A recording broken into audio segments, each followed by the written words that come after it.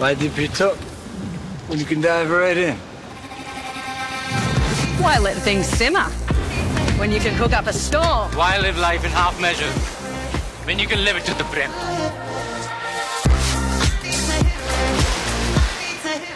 स्वर्गीय बाळासाहेब ठाकरे यांचा स्मृतिदिन आहे आणि या स्मृतिदिनानिमित्त मिलिंद देवरा जे वरळीतून आमदारकीसाठी उभे ठाकलेले आहेत त्यांनी एक ट्विट केलेलं आहे आणि यामध्ये खळबळजनक दावासुद्धा केला. आपण थेट त्यांच्याशी बातचीत करणार. सर, तुमचं स्वागत आहे. तुम्ही एक ट्विट केलं नुकतंच आणि त्यामध्ये म्हटलं आहे की ज्यावेळी महानिर्वाण झालं होतं बाळासाहेब ठाकरे यांचं, त्यावेळी एक दिवसाचा शोक दिवस या ठिकाणी पाळावा असा प्रस्ताव तुम्ही ठेवला होता.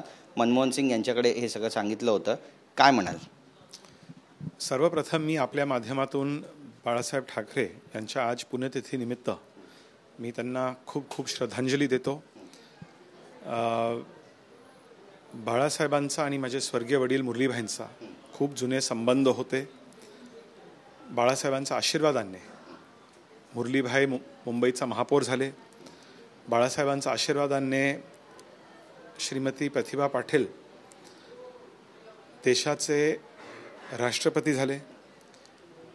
आणि मी एक ट्विट, कारण काँग्रेसचे काही लोकांनी आज फायनली 12 वर्षानंतर त्यांनी गेल्या 12 वर्षात बाळासाहेबांचा पुण्यतिथी किंवा जयंतीनिमित्त कधीही सोशल मीडियावर ट्विट नाही केलं. आणि खास करून दिल्लीतील काँग्रेसचे नेते पहिल्यांदा फर्स्ट टाईम पंतप्रधानांच्या स्टेटमेंटनंतर काही लोकांनी ट्विटरवरती भाषणमध्ये बाळासाहेबांचा उल्लेख केला आणि बाळासाहेबांचा पुण्यतिथीनिमित्त त्यांना श्रद्धांजली अर्पित केलं.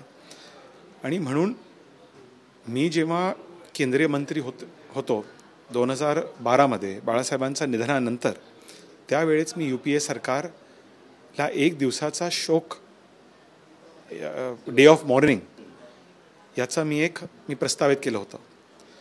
माझं इन्फॉर्मेशन त्यावेळेस होतं की भारताचे माजी पंतप्रधान डॉक्टर मनमोहन सिंग ह्या विषयावरती पॉझिटिव्ह होतं, पण काही लोक गव्हर्नमेंटमध्ये किंवा पार्टीमध्ये किंवा अलायन्समध्ये त्यांनी नकारलं, निगेटिव्ह होतं.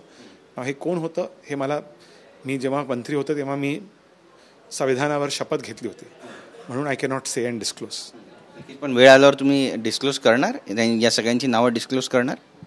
बघा, लोकांना ऑलरेडी माहिती आहे की 2019मध्ये जेव्हा महायुती सरकारला सेकंड टर्म जिंकली होती आणि काही लोकांना मुख्यमंत्रीपदाची कुर्सी न दिल्याने त्यांनी युटर्न घेतलं आणि हे अलायन्स झालं. त्यावेळेस 2019मध्ये मी अलायन्सच्या विरोधात काँग्रेसला सल्ला दिला होता,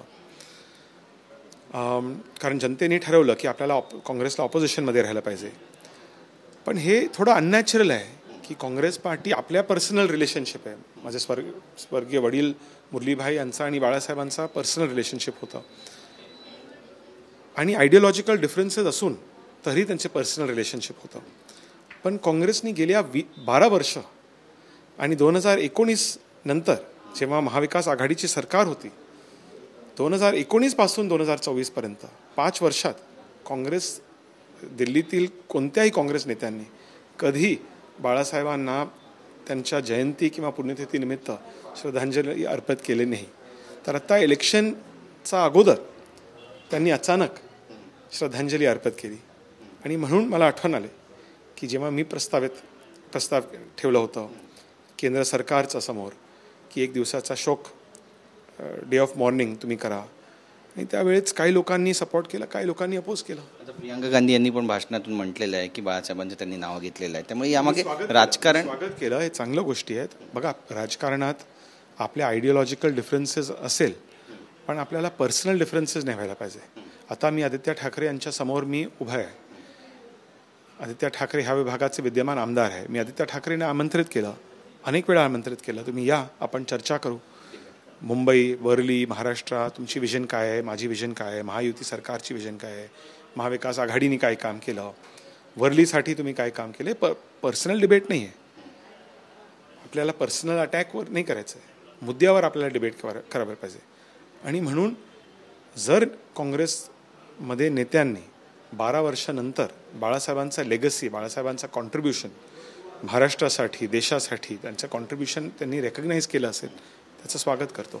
आदित्य ठाकरेंचा विषय तुम्ही मांडला. आम्ही आदित्यजींना पण प्रश्न विचारला. त्यांना म्हटलं की तुम्ही मिलिंदजींसोबत डिबेटला कधी जाणार आहे. ते म्हणाले की आधी त्यांनी राज्यसभेचा राजीनामा द्यावा आणि खोटं बोलणाऱ्यांसोबत मी डिबेट करत नाही असं म्हटलंय त्यांनी. तर मी राज्यसभेवरून जर राजीनामा दिलं तर आदित्य डिबेट करायला येतील. तुम्ही त्यांना पुन्हा एकदा प्रश्न विचारा. मी एक गोष्टी सांगू इच्छितो की ज्या माणसांनी एक नाही 2 स्थानिक वर्लीकर आमदारांना स्वतःसाठी त्यांनी घरी बसवलं ते इतरांना प्रश्न विचारू नका. नक्कीच. एक शेवटचा प्रश्न आहे, वरळीचा रण कोण जिंकणार? पुन्हा तोच महत्त्वाचा प्रश्न आहे, कारण आपण पाहतोय की आता निवडणूक प्रचार जो आहे तो अंतिम टप्प्यात पोहोचलाय. तुमच्या पण रॅली. मला खात्री आहे की वरळी, मुंबई आणि महाराष्ट्रातील मतदार त्यांना प्रोग्रेस पाहिजे, त्यांना इन्व्हेस्टमेंट पाहिजे, त्यांना जॉब्स पाहिजे, नोकऱ्या पाहिजे. आणि म्हणून शिंदेसाहेब, देवेंद्रजी यांच्या नेतृत्वाखाली जे काम झालं आहे गेल्या 2 वर्षात ते काम आणखीन फास्ट आपल्याला जर करायचं असेल तर एकमेव ऑप्शन आहे महायुती सरकार. जर लोकांना स्पीड ब्रेकरची राजकारण पाहिजे की प्रत्येक गोष्टीमध्ये स्पीड ब्रेकर, पब्लिक ट्रान्सपोर्टेशनमध्ये स्पीड ब्रेकर, महालक्ष्मी रेसकोर्समध्ये स्पीड ब्रेकर, वढावन पॉर्टमध्ये स्पीड ब्रेकर, गडचिरोलीचा विकासामध्ये स्पीड ब्रेकर, तर त्यांच्याकडे एक ऑप्शन आहे महाविकास आघाडी. धन्यवाद आमच्याशी बातचीत केल्याबद्दल. खूप खूप शुभेच्छा. कॅमेरा पर्सन चरण मार्गमसह गिरीश गायकवाड, TV9 मराठी, मुंबई.